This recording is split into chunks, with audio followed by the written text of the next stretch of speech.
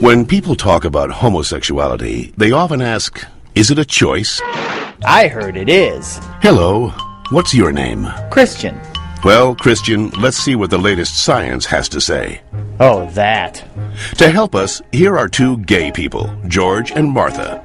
Before we can answer, is it a choice, we must first determine what it means to be gay.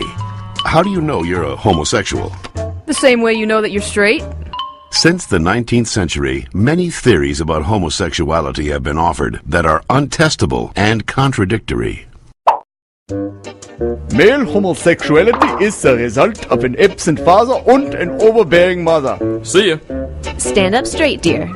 And the female homosexual has never recovered from her anger over not having the penis. She wishes to avenge her perceived castration by taking another female as her sexual object. You're kidding me, right? Well, I've always been told that homosexuality is unnatural. Is it? In fact, homosexual relations are common in nature, including zebras, baboons, dolphins, sheep, buffalo, ducks, foxes, elephants, horses, gorillas, moose, house cats, pigs, mice, rabbits, swans, and lions, to name a few. Well, okay, but we're not animals. Human beings have free will. You don't just decide who to love. Settle down there, Martha. Christian does have a point, but let's take a look at the most recent scientific evidence. As they study sexual orientation, scientists are currently looking at three main areas: genes, hormones, and birth order. Of course, most of these studies focus only on male sexuality. Sorry, Martha. What a shock. Let's first look at studies of identical twins. Hi.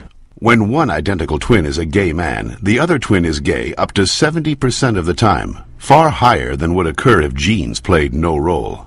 In fact, these studies show that genes play a greater role in determining sexual orientation than they do in whether or not you're right or left-handed. And we don't punish the left-handed. Well, not anymore. Let's get it! Scientists have recently noticed a striking statistical phenomenon.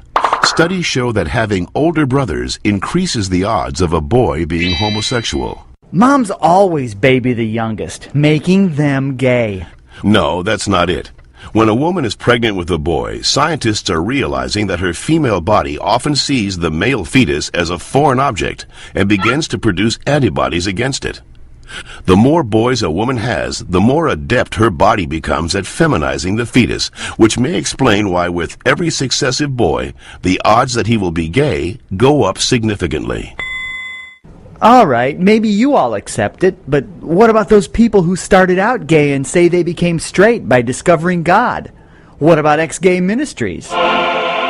Even so-called ex-gay ministries don't claim to change a person's inner sexual desires, just his or her sexual conduct.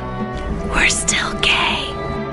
If these places really work, why don't they all use the same technique? Why does each ministry experiment its own way? Well... And why have so many members and leaders recanted earlier claims that they were changed?